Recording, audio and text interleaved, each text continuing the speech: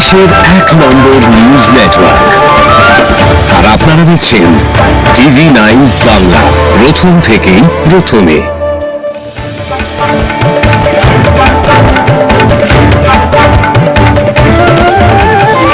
সুনামগঞ্জে CNG drivers ইউনিয়নের প্রচার সম্পাদকের ওপর সন্ত্রাসীদের হামলা, থানায় অভিযোগ দায়ের।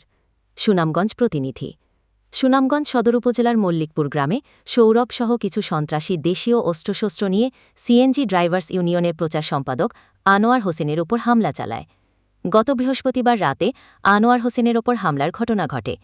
এ সময় সন্ত্রাসীদের হামলায় আনোয়ার হোসেনের বাম পা ভেঙে যায় বলে জানা যায়।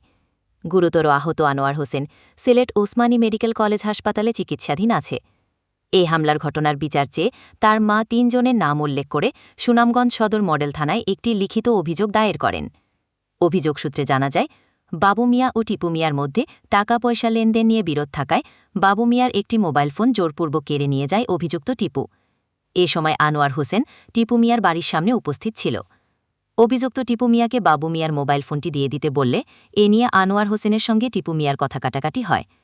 এক পর্যায়ে টিপু ও সৌরভ সন্ত্রাসীদের নিয়ে একত্রিত হয়ে হাতে লোহার পাইপ, লাঠি ইত্যাদি মারাত্মক